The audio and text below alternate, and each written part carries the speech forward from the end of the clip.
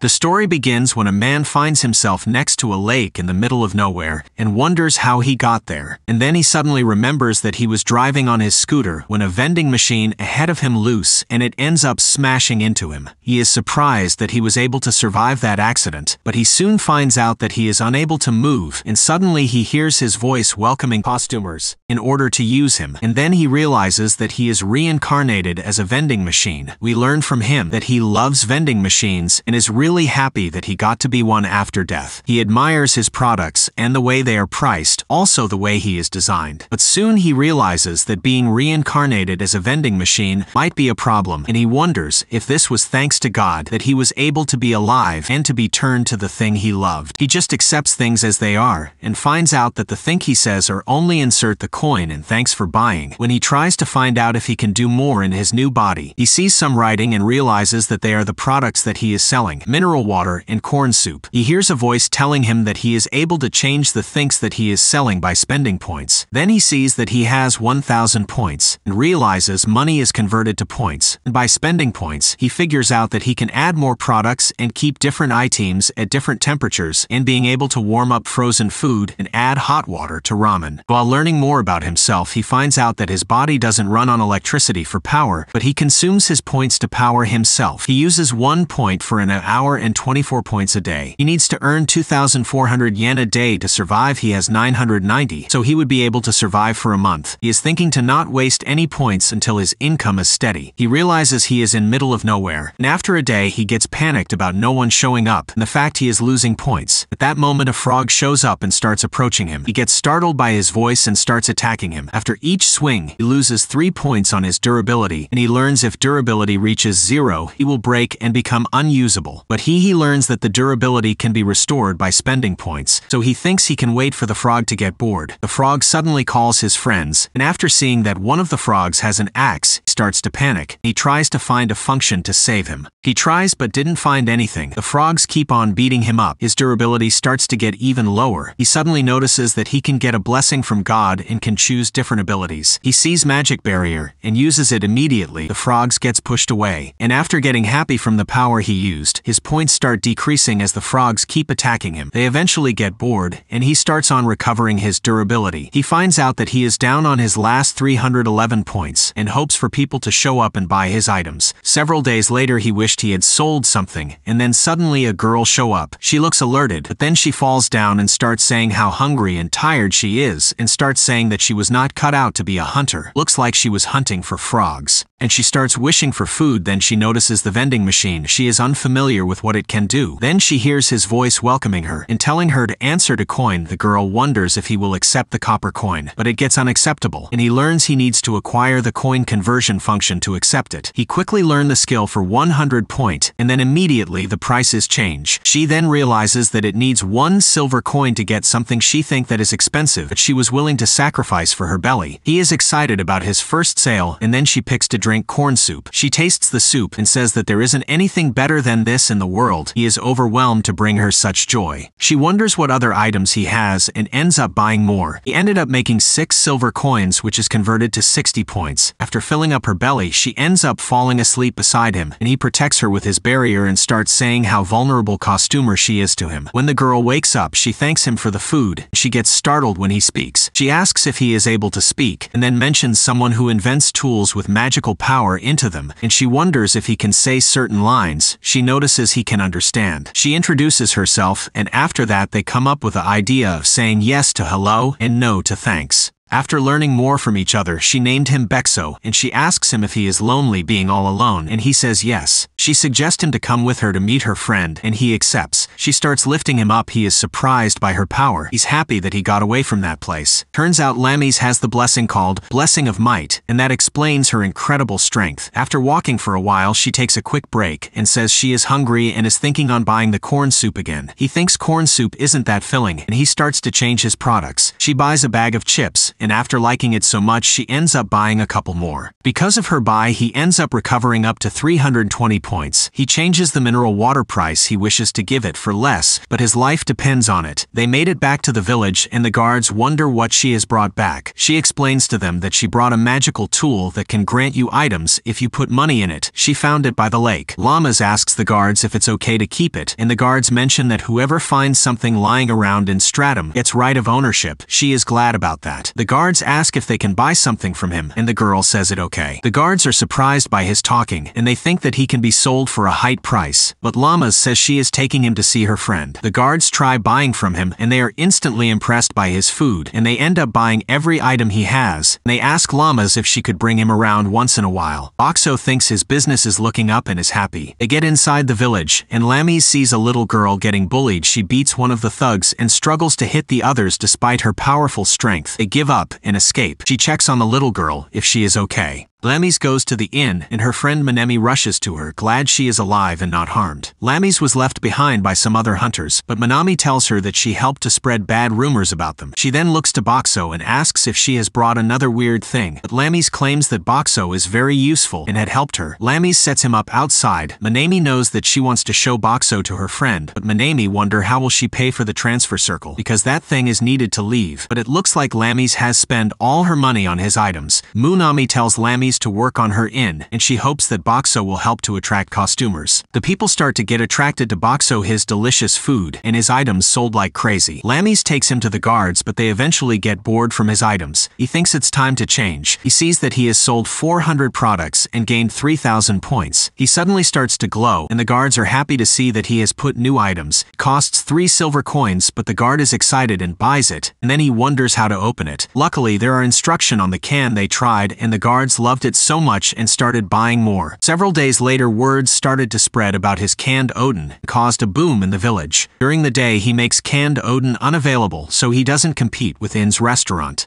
The little girl that Lammies saved approaches him and gets startled by his voice, and so she throws a rock at him and runs away. When the evening comes, Lammies carries him at the gate to the guards. As they walk, she talks to him if he is having fun and wishes to meet her friend so she could help him. Lammies is glad to have found him, and he thinks that being reincarnated as a vending machine was not a bad thing after all. The next day, Boxo gets scared when he gets confronted by a bear, but turns out he is the director of the Hunter Association. He is impressed seeing Boxo talk, but he is actually there to get help from them to attack a frog fiend base. Lammies is saying that Boxo can't fight. Director knows that, and only wants from him to provide food and drinks for the hunters, and he promises to them that they will be well guarded. Llamas isn't too sure, but Boxo thinks about the threat that frogs can cause to the village and to Lammies, so he accepts to take the job. After 3 days, they take off, and we learn that it seems to be the breeding season of the frogs, and there will be more frogs also. According to the director, they are protecting the transfer circle in their village because it's the key to getting in and out of the dungeon. Beside the hunters from the village, there are other hunters from different villages who are excited to make money. Lana sets Boxo down and get approached by the captain of the hunters and tells her to not be tense because they will protect them. He is interested in Boxo, and Llamas explains how to use him. He picks lemon tea and is impressed by the way the bottles are designed. The man tries it and finds it delicious and asks how he is refilled. She tells him that he just refills himself. He looks interested in Boxo, and he asks his vice captain Felmina if she could come and take a look to Boxo because she knows a lot about magic. She looks at Boxo and says that she doesn't feel any magic from him and says that he is just a block of iron. Kelroy mentions how he is able to refill himself, thinking the items come from another dimension. Felmina suggests that there are blessings that do things besides produce magical power, and she thinks that a block of iron can't use blessings, but Boxo is actually able to use blessings. Kelroy thinks that's a mystery, and he thanks Boxo for helping them. The director says that they are camping for the night, and Boxo thinks that this is his chance to make some costumers. The hunters get in line to buy from him, and they are so happy about his delicious food. Because the nights and mornings have started to get cold, he added noodles. Boxo is surprised by the guard girl because she eats so much compared to her size. Llamas gets to know her, and they introduce themselves to each other. After it gets dark, the director starts approaching them and tells that they are 3 hours away from the frog fiend and wants Llamas to decide either to come with them to the battlefield or to stay here. Llamas says that she doesn't have a problem going because she is a hunter, but she is worried about dragging Bakso. She asks Bakso, he says that he is okay to come, so they agree to join the battle as well. The next day they reach the frog base, but there is a thick mist and they are walking through mud. The director says to attack, and the hunters start on beating the frogs. Kelroy says to the hunters that they will be paid extra for the number they put down, and they get fired up. Lammy's wants to do her best, but Bakso is worried about the fact that she can't land hits. And then all of a sudden a frog jumps at her, and she easily beats it. She is surprised she landed a hit, and it seems having Bakso on her back is giving her a better balance. Kelroy and other hunters keep on killing the monsters, and we see Felmina taking down 3 frogs at once. The frogs keeps on showing and they end up surrounded. Felmina tells Kelroy that there are too much frogs to handle, but Kelroy says that he is not going to give up. The frogs charge at them and Sui protects Llamas, but then suddenly a frog jumps after Sui and Llamas prepares to protect her, and then Bakso uses the barrier and protects her. The girls are confused about the barrier. Bakso is glad to have saved them, and he buys a new ability for 1000 points to widen his field of view. Llamas tells Bakso to watch her back, and Kelroy starts praising her about her destructive power and skills. Llamas blush while hearing this, and Bakso keeps saying to her about the enemies showing, but she is too distracted, so he ends up using his barrier again to blow them away. Kelroy is surprised by the barrier, and Llama says that the barrier is thanks to Bakso. Kelroy is even more interested now in Bakso, and he thinks he is dangerous. After they kill all the frogs, Kelroy tells the hunters to cut their tongues in order to give them to the association and get paid. Felmina asks him to help, saying they are gross, but Kelroy claims that he become the captain in order to not deal with that. His team calls him a tyrant. Bakso is surprised about how comfortable they are with each other. They wonder what should do next, and Kelroy suggests to help the front line. Femina lets him know that they are there to guard Lamis and Bakso. Kelroy mentions that they will be able to make money and even earn bonuses. Felmina tells them they will only if Lamis consents. Kelroy begs Llamas to go. She also wants to help the hunters in the front line and she accepts. They take out a bunch of frogs and Llamas sees that there are a lot of injured people. Bakso also wants to help, and he provides some drinks for the injured for free. Lamis thank Bakso for his help. The director thanks Lamis and the hunters organization, and he notes that there were twice as many frogs expected, and he thinks that the king frog has arisen. Bakso imagines how strong it could be. The director asks for Kelroy's help to beat it, and tells Lamis to stay there and provide food and treat the injured hunters. Later that night, Lamis gets called by the hunters for assistance, and then a shady man starts approaching Bakso. Bakso realizes he is there to steal his money, and he gives him a free drink, and when he tries to grab it, he burns the man's hand with a hot soup. He gets mad at him and tries to use a knife. At that moment, Lamis grabs his hand and asks what he was planning to do to Bakso, and then beats him up. The man gets restrained, and there is a disturbance in the distance, and then suddenly the king of frogs appear. The hunters are wondering what is he doing there, and they all start to panic. Llamas loads Bakso to the wagon, but the pigs are too afraid to move. Llamas feels bad about the pigs and lets them go. The hunters wonder what she is doing, and she ends up pulling the wagon with her strength. Bakso is thinking for a way to help them and slow the king frog, and he comes up with an idea of using cola. Llamas thinks he has a plan, and they all grab the colas. He buys the form change and changes his form to a Mento machine, and Lamis wonders what to do. He struggles to make them understand because he can't talk probably, and he only says to insert the coin. She doesn't understand him, and as the frog approaches, the hunter thinks he is broken, but Lamis can tell that Bakso is trying his best. As the frog starts getting closer, the thief wakes up and starts making a fuss. A hunter stuffs his mouth with Mentos, and as he chokes, they give him to drink Coke, which causes a reaction. Lamis understands Bakso's plan now and explains it to other hunters, and they uses Coke and Mentos to blast it to the frog eyes. The director came with the hunters in time, and they manages to take the king frog down. They all celebrate, and the director apologized to Lamis for putting her in danger and thanks Bakso. The director says the mission is complete as they head back to the village. As they head back, they notice that the village has been attacked. Lamis rushes to the inn, but it has been completely destroyed. She is worried about Manami. However, Bakso manages to calm her down. Lamis thinks that they have evacuated to the Hunters Association. They see a giant double-headed snake that was responsible for all the damage. When they arrive, they spot the two guards and ask if Manami and her mother are okay. The guards inform them that they are inside and safe, and we can see that the building is well guarded because it's where the transfer circle is located. Manami welcomes back Lamis, and they are happy that everyone is okay. Bakso is thinking to help people, and is willing to give free items for the day. At night we learn that the snake is a natural enemy of the frogs. Bakso is surprised to see that the people eat the monsters they defeat, and there is a huge line gathering to Bakso since he's giving away free food and even attracts some new faces and thinks that it's going to make him more money over time. He even started to sell alcohol to people. Lammy's, a bit drunk, comes up to him and shares that she's glad everyone is safe. She mentions that seeing everyone gather around him brings her a lot of happiness,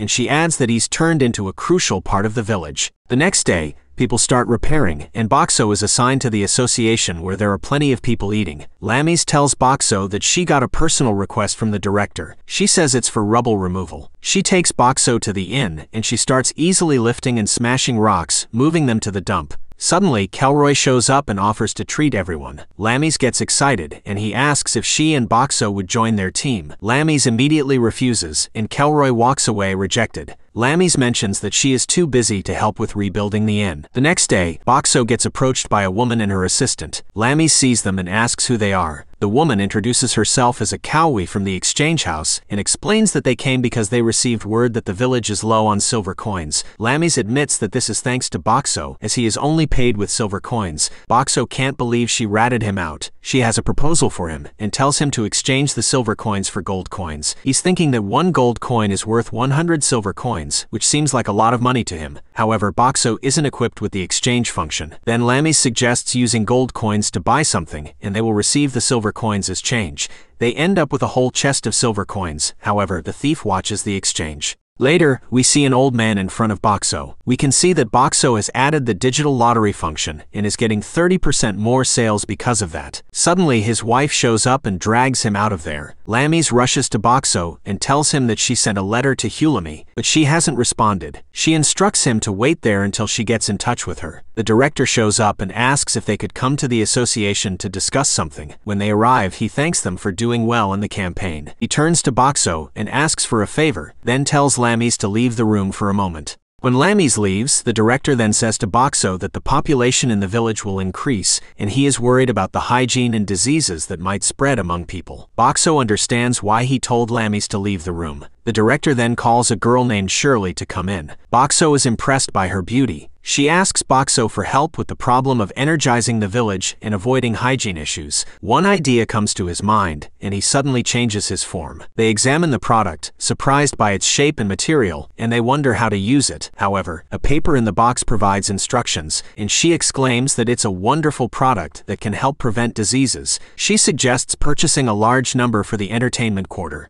The next day, the little girl Shiori visits Bakso with a bunch of rocks but drops them when she gets startled by his voice. Some people then take her away. The following day, she is crying because her father didn't come home, and Bakso notices she's feeling down. He gives her a free drink, and she thanks him. That night, Bakso is at the bathhouse where he sells hygiene products like shampoo. He seems a big hit with the furry creatures. The next day, the old man appears with his granddaughter. He teaches her about the lottery function, and she excitedly tries it. Surprisingly, she wins and gets an item for free. She gives it to her grandfather, making him happy, and it seems that Bakso rigged it for her. The next day, the director approaches Bakso, mentioning that he's heard of Bakso's ability to blend into the surroundings. He asks Bakso to hide in an area where several crimes have occurred to help identify the culprit. Bakso ends up near the Hunter Association. Lammy's calls Bakso, wondering where he is. Her friend Manami reminds her that the director borrowed him. Lammy's decides to help out at the association. Bakso has a quiet day, and Sori looks for him. She runs into Lammy's and asks if she's considering her offer to sell Bakso.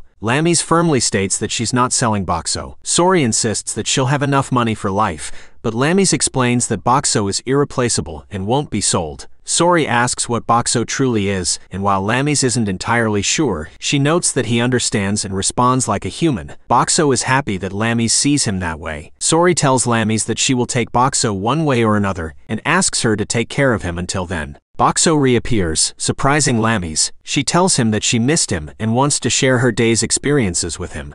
The following day, Bakso is seen being wheeled around in a cart. The situation seems like he's being kidnapped. leaving him wondering about their destination. A few hours earlier, a group of men approaches Bakso. They explain that they're hired by the director to reinforce village walls and want Bakso to provide food for the workers. Among the men, Bakso recognizes the guy who previously attempted to steal from him. Despite this, he assumes the man has changed since he's now engaged in honest work. Bakso agrees and is placed in the cart. After about 8 hours, he realizes the true nature of the situation and ponders the distance they've traveled. They eventually take a break, allowing Bakso to discreetly photograph their faces. The thief confronts Bakso and demands free food and drinks. Bakso refuses, prompting the thief to attack him with a knife. Although Bakso sustains some damage, when the thief tries again, their boss intervenes, instructing them not to break Bakso. The boss then proposes that Bakso cooperate by giving them money. Bakso declines, knowing that he can repair himself. The thieves recognize this and are told to damage Bakso without breaking him. They attack him, but Bakso's damage is minimal. He wonders if he has a way to improve his durability. A notification appears, offering to boost his durability for 1,000 points. Bakso accepts and becomes significantly tougher, sustaining 0 damage. The boss notices that Bakso hasn't repaired himself and worries they may have broken him. However, the thief suggests that Bakso is only pretending. Suddenly, Bakso offers them drinks, causing all of them to spit it out. Bakso smiles, having given them his worst drink. When they arrive at their base during the night, the thieves put Bakso inside and ask a woman there to examine him. They become scared when she approaches them, and they quickly hand over Bakso's instructions to her before running away. She poses a question to Bakso, who wonders whether he should answer truthfully. The woman introduces herself as Hulami, and it dawns on Bakso that she's the person Lammy's wanted him to meet. Hulami explains that she's a renowned magic item engineer and that the thieves kidnapped her to assess him. Bakso starts conversing with her, and she expresses surprise that a magic item can talk and understand languages. After reading the instructions, she figures out how he can communicate. Hulami informs Bakso that she had experimented with imbuing magic items with human-like intelligence, but she found it impossible with the current technology. Instead, she began considering the idea of infusing a human soul into an item. Bakso is impressed by her ingenuity. When Hulami steps away briefly to get water after their discussion, Bakso offers her a sweet drink. She finds it delicious, which brings joy to Bakso. They continue talking, and Bakso confirms that he has a soul inside and retains memories from when he was a human. Hulami wonders why he needs money, as magic items typically don't require it. He then transforms into a mento machine, and she realizes he requires money to change his functions. She asks if he can perform other tasks. He demonstrates his barrier skill, and she likens it to a wall. Bakso allows her to pass through,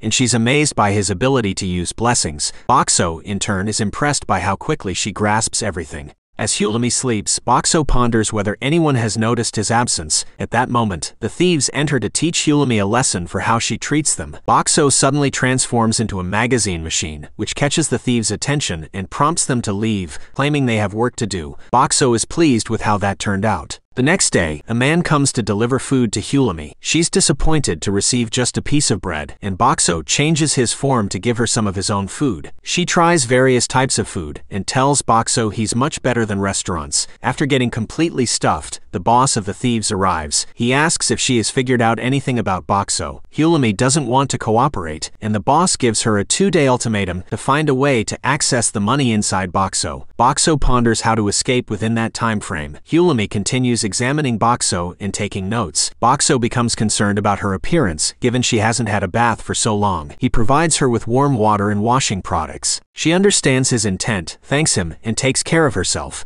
Bakso contemplates sacrificing himself to help Hulami escape, but she discusses something serious with him and advises against it. She explains that even if she escapes, surviving outside with all the monsters wouldn't be feasible. She encourages him to wait for an opportunity. Hulami grows tired and falls asleep. As time passes, Bakso is suddenly awakened by a loud noise and realizes they are under attack. He quickly wakes Hulami and hears Lammis's voice calling for him. We see a fight happening outside, with Lammis rushing in to find Bakso. Hulami is relieved that Bakso is friends with Lammis. Hulami suggests waiting there until they arrive to them, so they don't get in their way. However, Hulami realizes they might be in trouble since the bandits not only have their gold, but also explosives above them. Bakso becomes worried upon hearing this. Suddenly, some of the explosives detonate, causing the ceiling to collapse. Bakso activates his barrier to protect them. Hulami wonders if he can use the barrier indefinitely, and Bakso informs her that he can't. While Bakso believes his toughness will prevent him from breaking, he's concerned for Hulami's safety. Hulami Hyulami realizes that Boxo needs money to sustain the barrier and points to a bag full of golden coins. Boxo incorporates it into the barrier and adjusts his prices, allowing Hyulami to buy whatever she desires with the money. He accumulates a substantial number of points, which he believes will help maintain the barrier until Lamis finds them. Suddenly, Hyulami collapses, and Boxo realizes she's suffocating. He transforms into an oxygen vending machine to help her breathe, leading Hyulami to tell him that she'd fall for him if he were a human. Even Boxo is fascinated by her. Lamis finally arrives, overjoyed to find Boxo. She slips through the barrier and embraces him, crying as she thought she had lost him. After they escape, Lamis continues hugging Boxo and apologizes for taking her eyes off him. Boxo is happy to be by her side again. Lamis eventually notices Hyulami's presence, and she is relieved that they got out of there safe. Philomena asks Calroy why he assisted them when money wasn't involved. He claims to be a nice guy, but Philomena senses he wants a favor from Boxo. Calroy mentions that they will achieve their dream one way or another.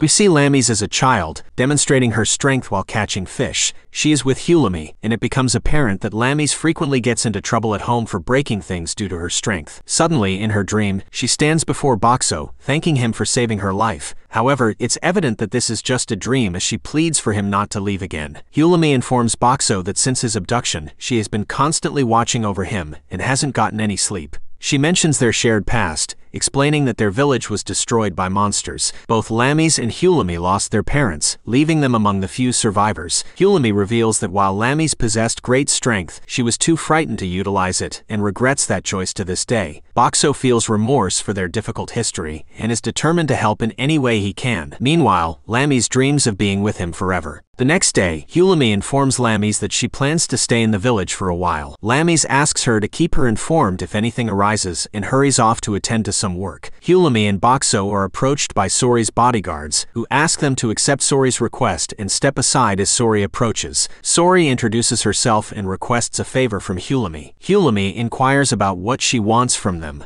Sori explains that there will be a gathering involving merchant families to showcase their magic items and engineers. She mentions that the person who organized the event is a rival who irritates her greatly. Hyulami finds this situation interesting and agrees to participate, along with Boxo. They attend the event, and Boxo looks for the girl that Sori has a grudge against. Sori approaches the girl, and they begin to mock each other. Meanwhile, Kana observes the competition, paying attention to Hyulami and Boxo, and she's confident in her victory. When the festival begins, the first participant claims their stick possesses magical properties that can transform it into various weapons. Hyulami thinks it's a good concept, but the demonstration only involves attaching different bonds to the stick. This leaves everyone disappointed. After a considerable number of participants' presentations, Hyulami becomes bored. Then, it's Lana's turn. Her engineer reveals a robot, claiming to have granted intelligence to a magic item. Hyulami is shocked and suspects that he may have placed a human soul inside it, an act that's prohibited by the Engineers Association due to the destructive consequences of a past occurrence,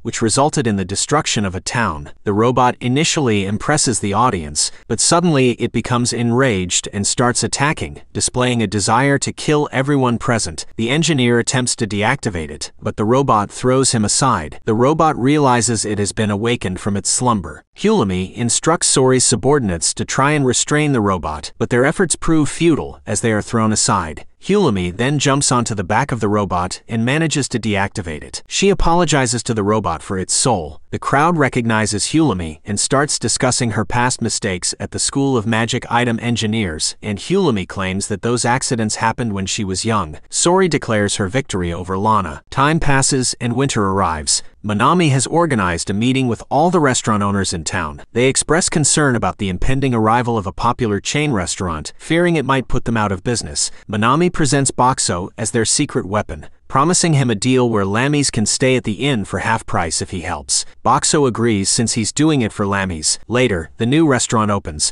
Lamis and Hyulami try the food and find it rather average, with Lamis feeling that the flavors are weak. Boxo realizes that quality seasonings aren't cheap in this world, sparking an idea to him. At the next gathering arranged by Manami, she proposes developing a new menu to retain customers. They showcase their creations, and Lamis and Hyulami provide feedback on how to enhance the dishes. Boxo transforms, giving Manami and the owners a taste of how the food should ideally taste, inspiring them. The next day, the owners set up stalls outside, attracting people with their new offerings. The latest releases receive a positive reception, indicating success. The chain restaurant eventually goes out of business and closes. The owners celebrate their accomplishment. Calroy approaches Boxo and invites him to join a campaign with them. Boxo immediately declines, but Calroy reminds him of how he saved him before. Boxo ponders his decision. Calroy advises Boxo to talk with Lamis about it, and leaves. Lamis discusses the matter with Hulami, who suggests that many people would be happy for the chance to accompany them. She asks Lamis what she plans to do, and Lamis expresses her desire to fight and become stronger. Boxo is determined to assist Lamis in any way he can and transforms into a flower machine, bringing joy to Lamis. Boxo reflects on the story Hulami shared about Lamis' past, and he's determined that when spring arrives and hunters become active again, he will be there to safeguard Lamis.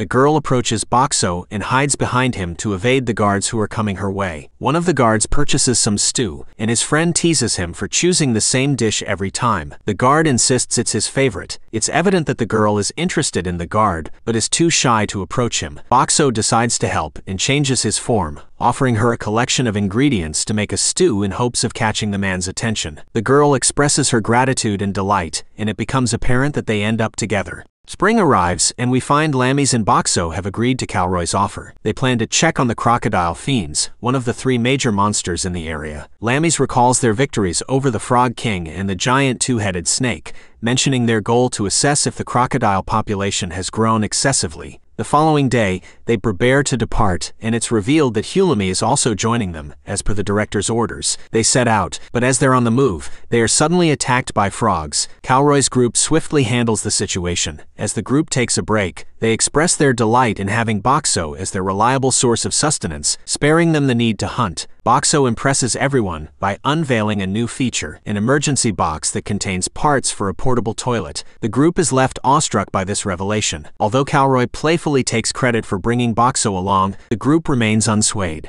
As they continue their journey, Calroy underscores the importance of vigilance in their territory. He assigns AKA and Shiro the task of scouting, and the two set off as the group waits. When they return, the scouting duo reports encountering a group of 30 crocodile fiends. Hulami explains that mid-sized groups can range from 10 to 50 members, and they remark that these crocodiles were as tall as them. Calroy proposes that since the number is relatively small, they should consider avoiding the confrontation. However, Filmina reminds him that crocodile fiend materials fetch a high price. Calroy concedes, and they decide to engage in battle during the day, as the crocodiles are more ferocious at night. As the group settles down resting, Hulami requests Boxo to protect Lamis on the battlefield, expressing her wish to contribute somehow. Suddenly, Boxo transforms into an ice machine, sparking an idea in Hulami's mind. The following day, Boxo is seen dumping ice into the river, causing the crocodile fiends to emerge due to the cold. Calroy is pleased with the outcome, and he asks Felmina if she can employ fog magic to obstruct their view. Felmina admits that covering the entire area would be too challenging. The group contemplates their options, and Boxo transforms into another machine, producing dry ice that he then releases into the river. The resulting fog blankets the surroundings. Calroy expresses his satisfaction with bringing Boxo along, and Felmina playfully tells him that Boxo proves to be more useful than he is. Although Felmina's words momentarily bring Calroy's spirits down, the group still sets off to confront the crocodiles. Hulami remains with Boxo. She shares with him the purpose of her mission from the director, to investigate the elusive monster boss that shows up rarely, and she mentions that if anyone manages to defeat it, there's a treasure awaiting them. Suddenly, a loud bang startles them. The Calroy group hurries back into view, with Lamis unconscious, and the menacing crocodile boss chasing after them.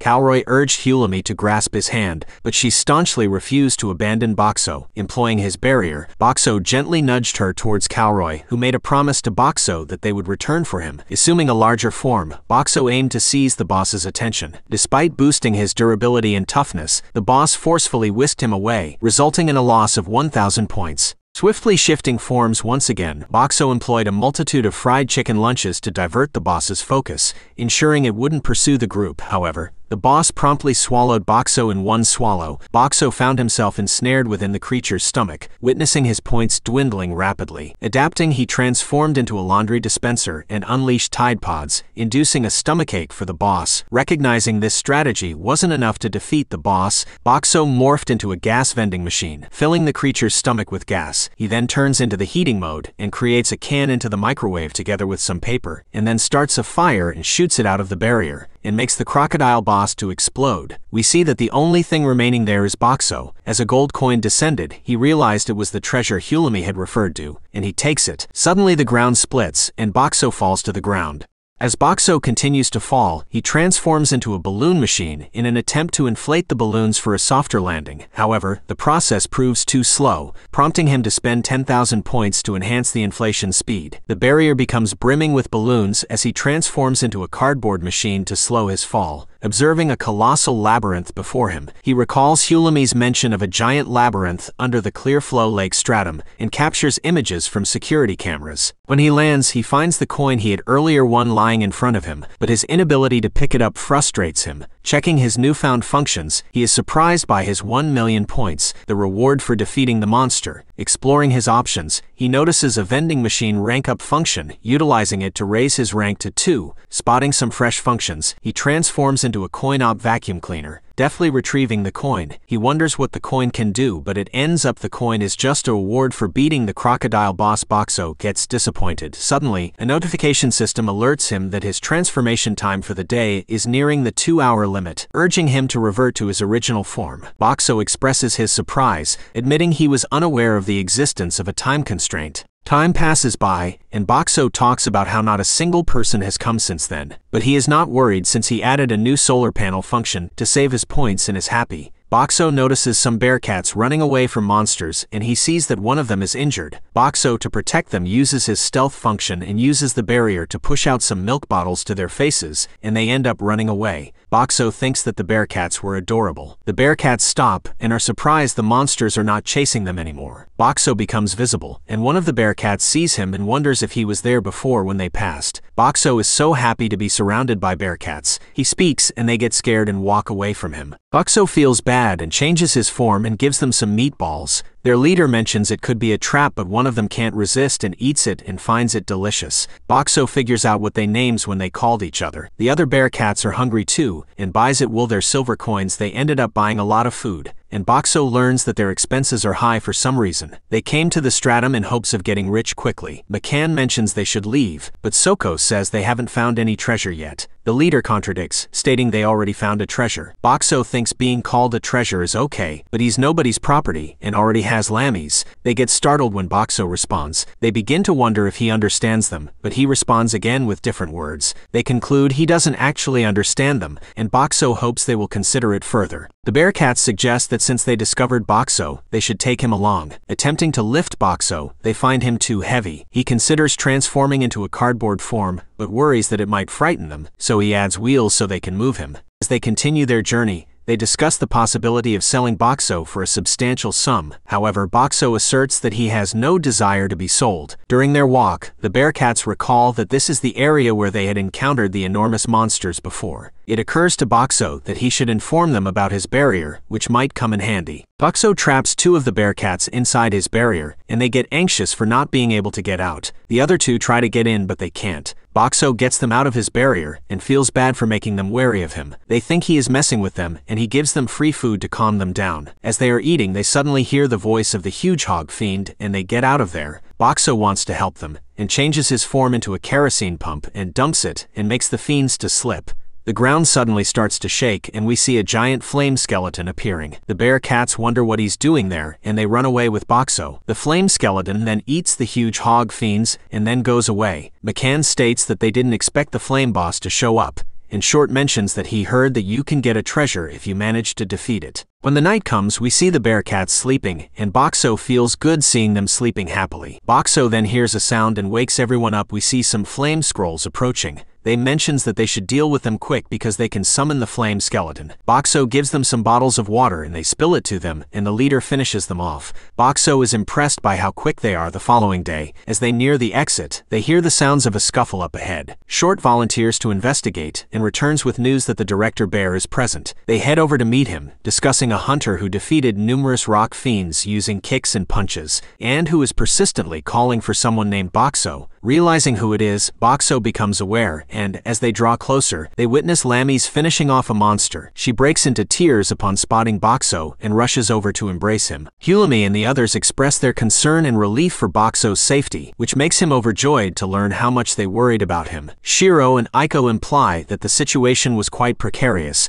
leaving Boxo puzzled about their statement. Felmina reveals that Lammy's was angry with them for betraying Boxo and emphasizes how fortunate it was that they managed to locate him. The Bearcats approach the group, and the director expresses gratitude to them for safeguarding Boxo. The Bearcats inquire about Boxo's significance, and the director explains that he can comprehend and communicate with them. Skeptical, due to Boxo's seemingly random utterances, Lammy's clarifies that Boxo's communication is restricted, prompting their amazement. When they come to realize that Boxo understood their conversation all along, they react with astonishment. They finally find their way out of the labyrinth. The director tells Boxo that their plan had two parts, saving him and taking down the skeleton boss. Calroy explains that each member of their group has their own goal, and they're willing to go all out to achieve it. He then shares the legend of the labyrinth, claiming that whoever reaches its deepest level and meets certain conditions can make any wish come true. Lammy's is curious about the conditions, so she asks. Calroy responds by saying it's the coin dropped by defeating the boss of a level. Boxo is surprised by the coin's importance. Calroy chimes in, mentioning that their group has 6 wishes in total, but they only have 3 coins currently. They share their journey, moving from place to place to defeat monsters. Informed by Hulumi about Boxo's human soul, Calroy proposes that returning to a human form could be possible. Lammy's lights up at this idea, and they all agree to team up with the Calroy group. Boxo, however, is concerned about the prospect of being turned back into a human. The following day, as they prepare for their mission, the director presents them with a labyrinth map. But Boxo notices that it's not entirely accurate. He tries to show them the pictures he took while falling, impressing the director, who promises him a bonus upon their return. During their walk, they discuss strategies to defeat the skeleton boss. The director reveals a preset trap, and they consider luring the boss into it. Calroy points out that even if they do trap it, the boss's flaming body will melt every attack thrown to him. He proposes using Felmina and Boxo's water abilities to fill the trap. Calroy asks if Boxo can discharge a large volume of water, and Boxo realizes that using bottles of water would take too long. He then has an idea and transforms into a pressure washing machine, impressing everyone with his ingenuity. However, Boxo is concerned about the duration of his transformations. 2 days pass, and Boxo spends 1 hour each day as a power washer while the Bearcats help by throwing in bottled water at other times. But when Mikan goes to check how much water has collected, he finds the ground wet but no water collected. They get disappointed. Boxo devises a new plan and transforms into an ice machine, dumping ice instead of water to create a different approach. During the night, Lammy's approaches Boxo and asks if he would like to be turned back into a human. Boxo isn't sure, as he grapples with conflicting thoughts. He's torn between the fear of becoming less useful as a human and the realization that as a vending machine, he's incredibly valuable to others. He worries that without his vending machine abilities, he might feel useless and lost. Lammy's tells Boxo that she wants to talk with him and do all sorts of things with him, which gives him the courage to consider becoming a human. Several days pass, and a significant amount collects in the pit. Hulumi worries if the ice will be enough to counter the boss's flames. Just then, the flame skeleton appears, terrifying everyone. As it approaches, Mikan triggers the trap, causing the boss to fall. Surprisingly, the boss's fire is extinguished, and they wonder why. It's revealed that Boxo put dry ice in the pit, which lacks oxygen, preventing the flames from burning. They start throwing rocks, but it's not enough. Calroy suggests using something heavier, even looking at Boxo, but Lammy's and Hulumi object. Calroy suggests fighting the boss down there, but Boxo warns against it due to the poisonous carbon dioxide from the dry ice. The skeleton boss starts climbing up, and Calroy contemplates fighting it. Boxo transforms into a magazine machine and gets slapped by Lammy's, sending him flying. He changes into his heaviest form and smashes the skeleton boss, defeating it. Boxo collects its coin and uses his balloons and cardboard form to escape the pit. Everyone is impressed. Mikan closes the trap, and Boxo lands safely. Lammy scolds Boxo for his recklessness, but he's relieved that everyone is safe. Calroy asks about the Stratum Lord's coin, and Boxo is ready to hand it over, but Hulumi takes it, asserting that it belongs to Boxo since he defeated the boss.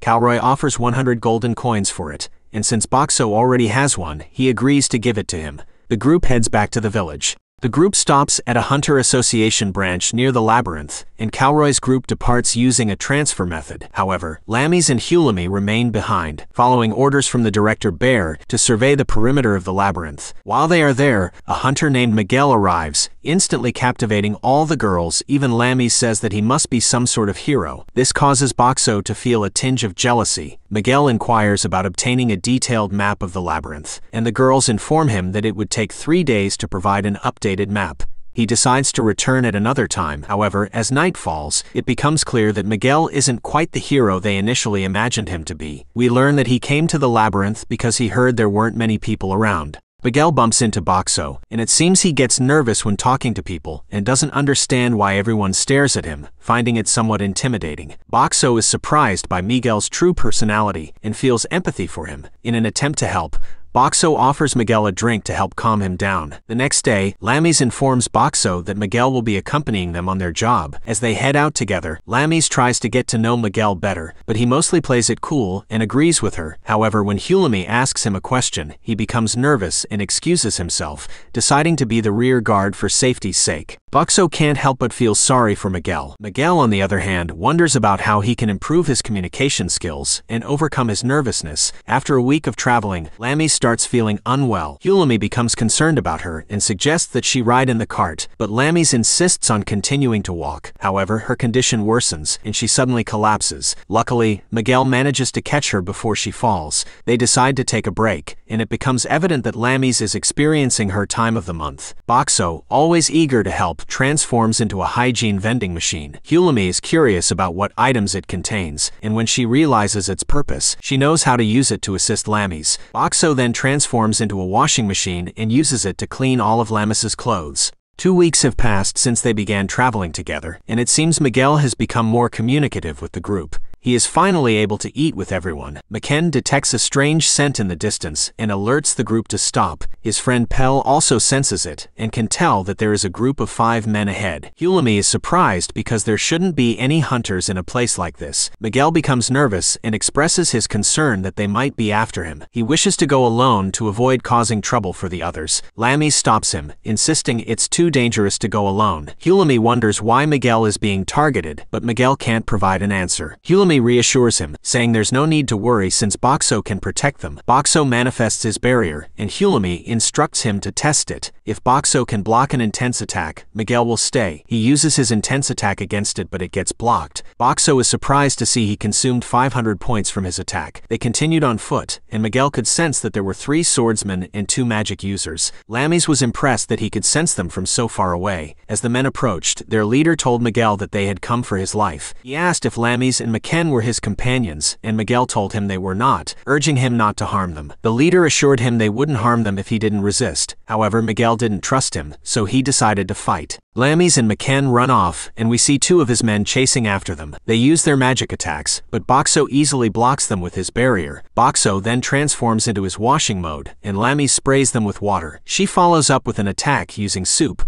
blocking their view, and they easily manage to defeat them. Meanwhile, Miguel easily takes down the leader. Afterward, he thanks Lammy's and Maken for their help and instructs them to gather the others while he gathers information from the captured man. When they regroup, he isn't able to explain why he is being targeted. He tells them that it's too dangerous to continue traveling together, and it's time to part ways. Lammy suggests that he joins Calroy's group since they are seeking strong allies and don't care about their past. Miguel agrees and says he will get in touch with them. However, as he leaves, he realizes he can't handle being with more people. The group returns safely to the village. At the village, we see that Manami has held another meeting with the restaurant owners. She suggests holding an eating competition since the repairs in the village are almost complete, so she thinks holding a contest would be a good idea to attract more people. The other owners think that's a good idea, and they decide to hold it in 2 weeks' time. After 1 week, we see the restaurant owners asking Boxo for help. Hulumi asks them what's going on. Manami explains that everything was going well with the competition, competition until they heard that Sui and the Bearcats are entering, and they are known for their insane appetite. The restaurant owners worry that they may go broke. Lammy's asks Boxo if he can help them, and he provides them with cola so that the bubbles can make the contestants eat less. Lammy's worries if the contestants will complain since the water drinkers will have an advantage. The restaurant owners suggest advertising the drink at a high price until the day of the contest, and on the day of the contest, they will give it out for free so people will be more likely to want it. The restaurant owners express their gratitude to Boxo, and Manami hopes that he can help if they encounter any other problems. On the day of the competition, a large crowd has gathered. Manami announces that due to the high number of entries, there will be 2 preliminary rounds,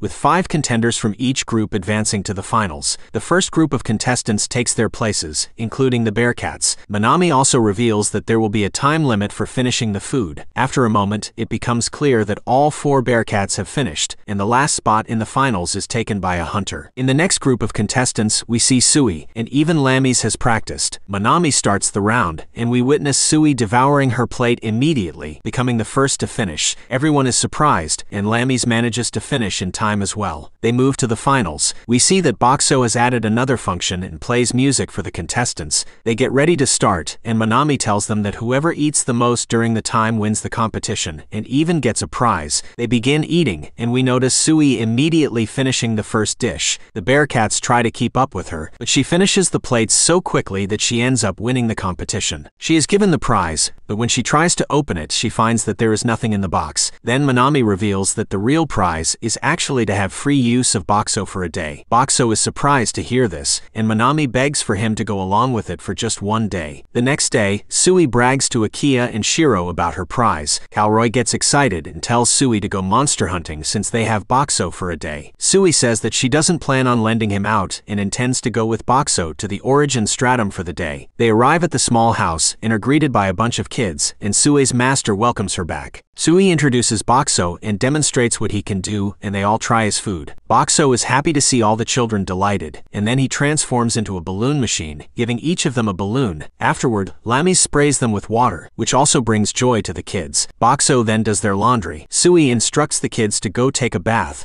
but it seems that there is no hot water. Boxo transforms into a hot spring vending machine and quickly fills the bath. They enjoy a relaxing bath together, and Mia thanks Boxo for his help. At night, the kids continue to enjoy Boxo's food, and Lammy's expresses her happiness at seeing the children smile. Later, when they are sleeping, Sui approaches Boxo and thanks him for everything, promising to pay him back. Boxo tells her it's not necessary and offers her a free drink, which she gratefully accepts before retiring for the night. During the night, a group of men approaches, seeking Boxo because they've heard he can make unlimited food. Boxo considers waking up the others, but that would put the children in danger. Instead, he transforms into a dry ice machine, creating fog that frightens the men. He then uses the barrier to fire ice at them, forcing them to leave. In the morning, Boxo shows them what happened the previous night, and Sui recognizes that the intruders are former hunters. Mia gets ready and instructs Sui to take care of the children while she teaches the intruders a lesson. Lammy's expresses concern, but Sui reassures her, mentioning that Mia is an expert hunter, and even Calroy admits she is better than him. After an hour, Mia returns, smiling and telling them that the intruders won't bother Boxo again. Lammy's meets back up with Calroy, and she panics upon hearing that they are planning a campaign to the Dead Stratum, an area filled with skeleton fiends and ghosts. Lammy's becomes frightened, and Boxo is surprised to see her so scared of them. She's too terrified to go, and Calroy worries about who will carry Boxo since Lammy's can't join them. Felmina mentions that with Boxo unable to come, solving food issues for a long campaign would be impossible while they search for the boss. Lammy's interrupts, stating that she never said she wouldn't come and that she isn't afraid. They prepare to set off, but Lammy's notices that Felmina is not with them. Sui tells Lammy's that Felmina gets easily frightened, so she isn't coming along. They arrive at the Dead Stratum, and they notice that the buildings are all abandoned. Lammy's tries her best not to be scared. When they reach the inn, Lammy's gets frightened by a portrait of a woman. Suddenly, the woman appears behind her, and Lammy's instantly passes out. Calroy carries Lammy's, and Boxo gets placed at the front of the inn. Hulami tells Boxo more about Lammy's and how easily she gets scared. She can't believe that she is still staying despite her fear. At night, ghosts appear, and Boxo finds himself surrounded by various monsters, but they seem to wander aimlessly. Boxo puts puts up his barrier just in case and considers using several anti-undead items. He throws some rock salt at them, but it has no effect. He tries other items, but they also prove ineffective. In the morning, Hulumi checks on him and is surprised to see so many items scattered on the floor. Sui and the twins go out to explore, and even Calroy leaves to find more backup. The inn owner approaches Boxo and tells him that the monsters wander around the village at night, but they only seem to envy the living, which is why Boxo has never been attacked, being just an object. Lamis is feeling depressed because she is still scared of the area. Hulumi comes to cheer her up, telling her that he will help her overcome her fear. Lamis becomes excited, but when Hulumi suggests she stroll through the village, she immediately refuses. Hulumi then suggests she buy some restorative potion at the store. As she goes to retrieve Boxo, Hulumi stops her, insisting she go alone. She reluctantly agrees, but as she attempts to go, a door suddenly opens, frightening her, and she rushes back to Boxo. Lamis tells Hulumi that her job is to carry Boxo, and believes there's no use if she doesn't have him with her. Hulumi accepts this and encourages her to try it that way. Lamis is doing her best, and Boxo sees that she is making a genuine effort to overcome her fear. He decides to encourage her by transforming into a music machine, which cheers Lamis up. She proudly displays her newfound confidence to the others. Hulumi playfully mocks her, suggesting that she should try facing her fears without Boxo's assistance. However, Lamis immediately refuses. Calroy returns, bringing along the Bearcats band and Miguel. Boxo is surprised that Miguel was able to contact them and briefly worries about his communication skills, but it becomes evident that he has improved significantly. Calroy reminds them that their goal is to find the King of Souls and defeat him, suggesting they search for him during the day. As they head out exploring, they are eventually surrounded by a group of skeletons. However,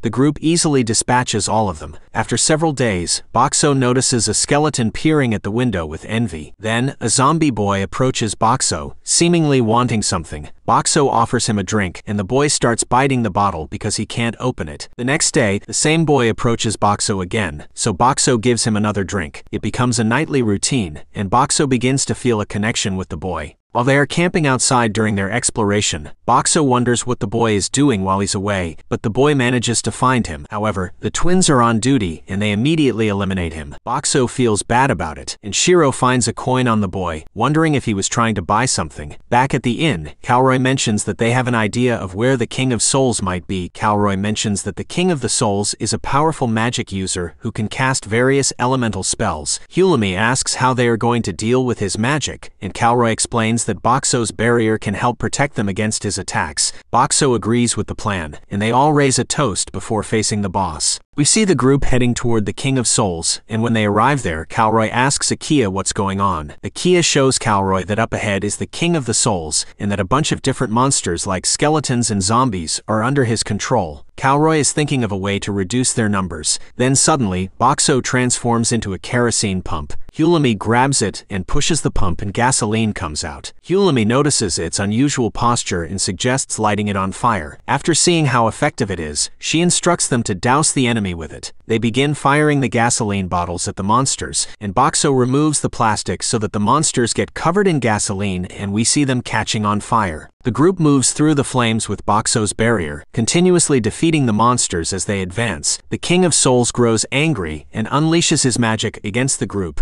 but Boxo successfully manages to handle it. The King of Souls is surprised by this. He uses another spell to raise stones at them, causing them to get separated from Lamis. The King of the Souls asks Lamis about Boxo, but she doesn't want to answer and rushes at him. He counters with another spell in order to blow them away, but Lamis doesn't give up and manages to resist the wind thanks to her blessing of strength. Realizing that his spell isn't working, he starts splitting the ground underneath her, and Lamis starts to fall. Boxo quickly changes his form, and Lamis seizes the opportunity to escape. As he begins another spell, Sui uses her arrow to block his attack, and then Lamis, utilizing her and Boxo's combined weight, delivers a finishing kick. The Soul King is defeated, and Sui and Calroy praise Boxo and Lamis for their victory. But we see the Soul King cursing at them, and Calroy steps up, ready to finish him off. Suddenly, there is darkness in the sky, and a black orb drops onto them. Everyone panics, and Boxo's points drop significantly, but eventually it stops. Miguel and Calroy get up, As Calroy tries to grab his hat, black vines start appearing, taking the remains of the King of the Soul and creating a black orb in the sky. The orb dissolves, giving rise to another monster skeleton which seems to recognize that Boxo is from another dimension. Lames asks what his name is, and he tells them that he is called Netherlord. He examines the Soul King coin, but he doesn't show interest and drops it. Lames inquires about his purpose, and he explains that he is just hunting just like them, who keep on killing the Stratum Lords for only their coins. While they are talking, Miguel sneaks away to give him a surprise attack, but it has no effect, and he sends Miguel flying. Hulumi tells Lames to retreat as she throws a bottle of Boxo's gas. He mocks her about the attack, and Sui uses her fire arrow, causing an explosion. As they seize this opportunity to leave, the Netherlord blasts them, grabbing Hulumi, recognizing her as a threat, and in his other hand, he seizes Sui and proceeds to give them a lightning shock. Lames tells him to stop,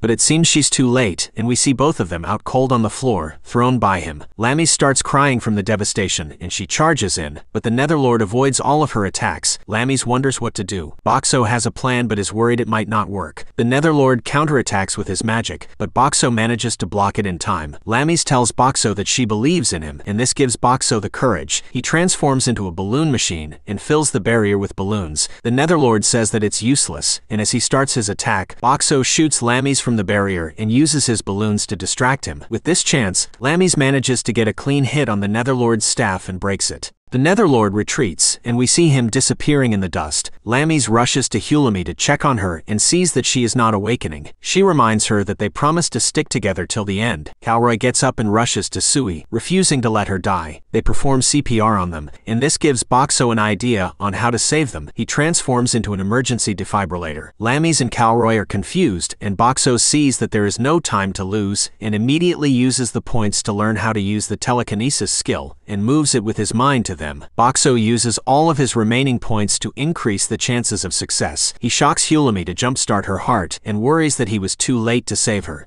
But then she suddenly wakes up. They use it on Sui, and she also gets saved. Calroy is relieved she manages to survive. They make it back to the village and report the situation to the director. The director mentions that he has read about the Netherlord in the old records and suspects he is a general serving the Demon Lord. Boxo gets worried to hear that there is someone even stronger than the Netherlord. Lames goes to the inn, and we see Minami rushing at her and asking if she is okay since she fought against a monster even stronger than the dungeon boss. The news spreads around the village, and all the people start praising Boxo for saving Sui and Hulumi's lives. Later, we see Miguel approached by the Bearcats, and they ask him what he plans to do next. Miguel mentions that he was defeated by the Netherlord in the battle, and swears to them he will beat him the next time they meet. The Bearcats get happy hearing this. McCain tells him that the director would summon a bunch of expert hunters the next time they face the Netherlord. This makes Miguel nervous, and worries about how he's going to deal with talking to all these new people. At night, we see Calroy reflecting on the battle and worrying about his people getting hurt just to grant his wish. The twins approach, saying it was their own decision from the start to follow him, and tell Calroy to move forward and not to worry. The next day, we see Lames and Boxo walking, and Boxo wonders where she is going. They arrive, and it seems she took him to the same place she found him. Lames reflects on all the things that have happened since she met him and thanks him for protecting her. He thinks about the last fight, and the fact that many people got hurt. Lames tells him it's not his fault that people got hurt, and mentions that thanks to him, Sui and Hulumi survived. Boxo is touched and amazed at how much she cares about him. Hulumi and Sui suddenly appear, and Lames asks what they are doing there. Suddenly, the two of them kiss Boxo, thanking him, and we see Lames freaking out. Hulumi tells Lames to thank Boxo too since he saved her a lot. She starts approaching Boxo but is too embarrassed to do it. So Hulumi and Sui give her a push, and she ends up kissing Boxo. Lames rushes off, chasing after Hulumi, and Boxo is left thinking that being reincarnated as a vending machine was not a bad thing after all.